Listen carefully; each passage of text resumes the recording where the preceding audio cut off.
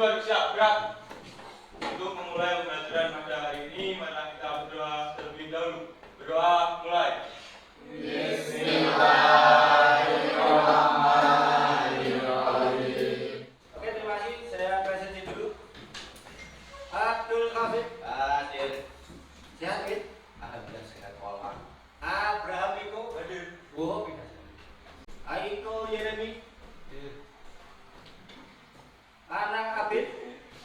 Hadir. Sejak kapan ini? Kemarin, Pak. Baik. Kita mulai pelajaran hari ini. Sebelum kita masuk ke materi ceramah, ada yang masih ingat materi sebelumnya? Ya. Ada yang bisa menjelaskan apa itu teks eksplanasi? Teks eksplanasi adalah masuk kayaknya sih. Eksplanasi. Ayo. Pak, ngeling-ngeling, Pak. Ngeling-ngeling. Teks eksplanasi. Ya. Teks yang berisi tentang peristiwa, rangkaian peristiwa alam maupun peristiwa sosial. Oke, bagus. Teks eksplanasi. Saya bacakan ya. Semoga nanti intonasinya jalan-jalan ke Kanjuruhan, jangan mudah, jangan gelisah. Ayo kawan bergandeng tangan, ceramah itu sangatlah mudah. Tepuk tangan dong. Dari atas. Oh, ada gitu ya? Ya. Baru hari ini? Ya. Oh, dari dulu. Istimewa sekali. Nah, berkaitan dengan ceramah, ada yang pernah menyaksikan ceramah? Ada. Di mana? Malam Selasa, Pak. Di? Ngaji. Oh, ngaji sampai berapa? Oke, itu masuk ceramah. Ada lagi? Ada yang tahu Mario Teguh? Ada. Tahu, Pak. Siapa itu? Motivator. Motivator handal. Nah, Mario Teguh itu melakukan ceramah dengan cara menyampaikan motivasi atau sebagai motivator. Beliau orangnya hebat. Saya berharap salah satu, salah dua, salah semua dari Anda bisa menjadi sosok seperti Mario Teguh. Enak tanggapan ya 60 menit saja bayarannya berapa juta. Jadi hari ini kita akan mempelajari kompetensi dasar menganalisis isi, struktur, dan kebahasaan dalam ceramah. Terus selanjutnya ada 7 indikator yang harus kita capai pada hari ini. Yang pertama menentukan isi dalam teks ceramah. Jadi Anda nanti menentukan isi ceramah. Ada teks terus Anda menentukan isi. Selanjutnya menentukan struktur. Yang ketiga menentukan kebahasaan. Ini kaidah kebahasaan. Terus selanjutnya merancang ceramah tentang permasalahan aktual. Jadi nanti hasil akhir dari pembelajaran hari ini Anda membuat rancangan ceramah. Saya jelaskan tentang mekanisme pembelajaran hari ini. Sudah Bapak siapkan LKPD. Nanti kita bagi kelompok. Bukan kita, Anda semua membagi kelompok, per kelompok berjumlah 4 sampai 5 siswa. Berarti nanti sekitar 6. Oke ya. Nah, nanti masing-masing kelompok saya bagikan LKPD. LKPD nanti dikerjakan ada 3 kegiatan. Kegiatan 1, 2, dan 3. Nanti dikerjakan, saya dampingi. Nanti kalau ada yang bingung ditanyakan. Selanjutnya nanti dipresentasikan bergantian. Silakan membagi kelompok dulu, terus selanjutnya silakan mengambil LKPD ke depan perwakilan saja.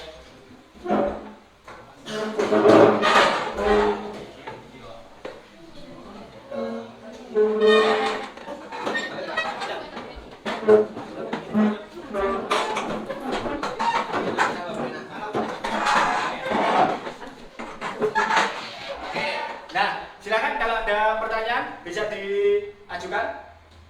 Ya. Saya Pak, apakah ceramah itu memiliki unsur seperti tes-tes yang lainnya kan punya struktur juga? Oke. Apakah ceramah itu memiliki? Ya. Oke. Terima kasih pertanyaannya. Pertanyaannya bagus. Ada lagi pertanyaan yang diajukan? Ya. Apakah teks ceramah mempunyai kaidah kebahasaan dan berapa jumlah kaidah kebahasaan tersebut, Pak? Oke. Ada lagi pertanyaan? Saya, Pak. Ya. Saya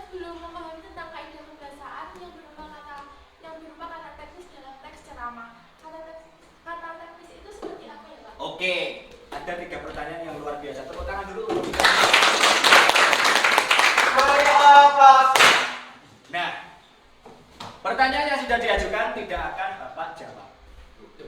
Nanti Anda bekerja dalam kelompok mendiskusikan masalah tersebut sama-sama. Oke? Oke. Bisa dimulai kerjakan? Berapa menit waktu yang dibutuhkan? Saya kira 30 menit cukup ya. Oke. Nanti kalau jawabannya bisa diajukan.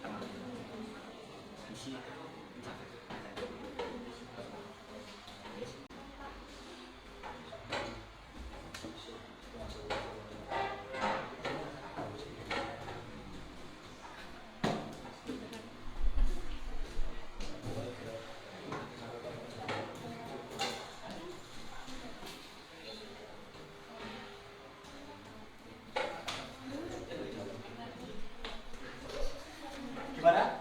Ada yang sudah selesai? Belum. Ada masalah? Apa masalahnya? Kritik. Nah, kritik apa kritik? Ada yang bisa menyampaikan?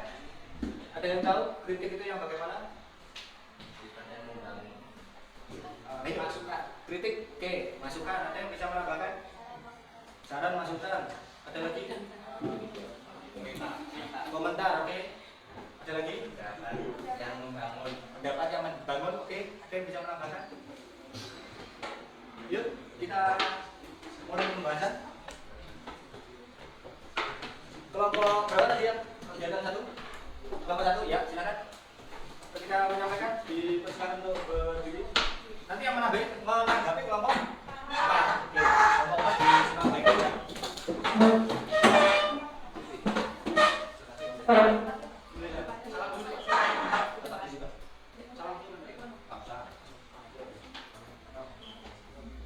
Pertama, tentukan berapa jumlah struktur teks ceramah. Jumlahnya ada 3, yaitu pendahulu, isi, dan bentuk. Kedua, tentukan isi teks ceramah. Isi dari teks ceramah tersebut adalah kesantunan dari kesantunan berbahasa. Karena penulis banyak membahas tentang bagaimana penggunaan bahasa yang benar dan bahasa gaul yang kurang benar. Selanjutnya, Tentukan bagian yang merupakan tesis, rangkaian argumen dan penegasannya. Jadi saya jawab sendiri. Bagian pendahuluan yaitu pada paragraf pertama hingga paragraf ke-7 itu termasuk pendahuluan atau tesis. Dan untuk rangkaian argumen atau isi terdapat pada paragraf ke-8 hingga paragraf ke-11. Yang terakhir ada bagian penutup atau kembali pada paragraf ke-12 hingga ke-14. oke, kita beri tepuk tangan untuk kelompok satu. Ya, silakan duduk. Kelompok 4, silakan menanggapi. Apakah ada perbedaan atau menambahkan atau malah bertolak belakang? Untuk nomor 1 dan 3 sama. Sama. Oh, berarti judul. Setuju. Ya, ready lah. Oke. Kami setuju, tapi ingin sedikit menambahkan untuk nomor 2 isinya. Dari teks tersebut terdapat berbagai macam bahasa yang digunakan. Dari keberagaman tersebut muncul berbagai masalah yang terkait dengan etika dalam berbahasa. Hal tersebut karena kurangnya kepedulian bahasa yang baik dan benar. Oleh karena itu perlu penggunaan bahasa yang benar dan menggunakan bahasa asli yaitu bahasa Indonesia. Oke, mungkin kelompok lain ada yang memberikan tanggapan, menambahkan atau ada yang memiliki pendapat berbeda? Oke, beri tepuk tangan untuk kelompok 4. Oke, kita baru saja telah menyampaikan hasil pekerjaan kelompok, terus kita sudah menyamakan persepsi, kita sudah diskusi dan presentasi.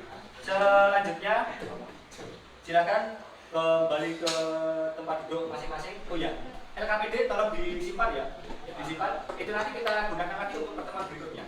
Jadi di kegiatan 4 itu nanti digunakan untuk pertemuan berikutnya. Merancang, mengonstruksi, dan melakukan ceramah. Silakan kembali ke sudah. Bisa disimak pada layar. Ini adalah ilustrasi berceramah. Oke, bisa dijelaskan? Ada yang bisa menjelaskan? Di sana ada penceramah, ada pendengar, ada kamu. Yuk, satu orang. Calon Mario Teguh. Ada ilustrasi, ada penceramah, ada pendengar, ada penceramah, kemudian di bawah ada sarana, yaitu bahasa dan budaya. Ada yang bisa menjelaskan? Silakan. Gak usah malu-malu, Budi. Ketika belajar aktif seperti ini, jangan menggunakan prinsip malu adalah sebagian dari iman. Yuk. Kalau tidak ada yang menjawab, pelajaran tidak berakhir. Yuk, bisa saling tadi. Ya, yuk, Devina.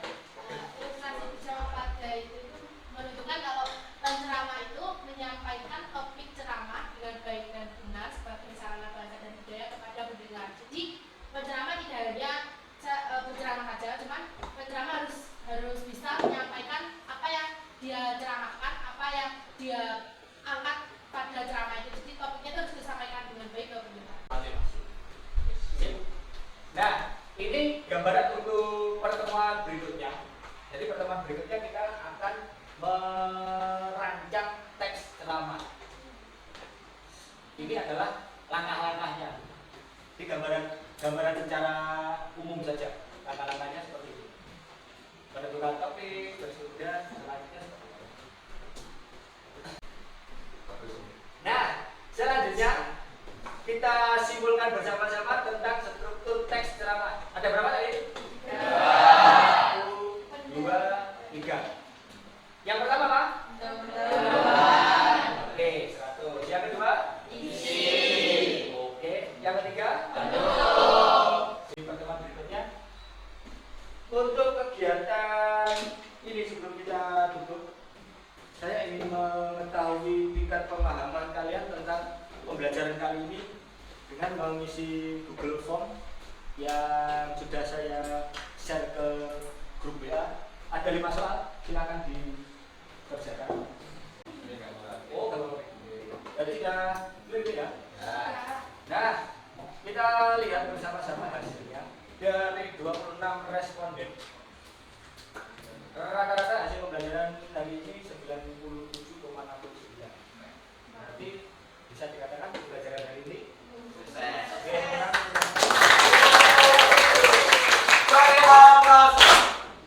Oke, untuk penutup, apakah pembelajaran hari ini menyenangkan? Apakah pembelajaran hari ini memberikan pemahaman yang baru kepada kamu? Ya. Tepuk tangan sekali lagi. Baik, sebelum pembelajaran Bapak akhiri, salah satu silakan memimpin berdoa. Doa masuk. Kita siap, gerak. Marilah kita berdoa sebelum pulang agar dunia kita dapat bermanfaat. Amin. Doa mulai. Bismillahirrahmanirrahim. Baik, terima kasih untuk hari ini. Jangan lupa LKPD disimpan, kita gunakan untuk pertemuan berikutnya, merancang, mengonstruksi, dan melakukan ceramah. Terima kasih untuk hari ini. Semoga yang kita pelajari bermanfaat dan membawa barokah. Dan kalau kita wassalamualaikum warahmatullahi wabarakatuh.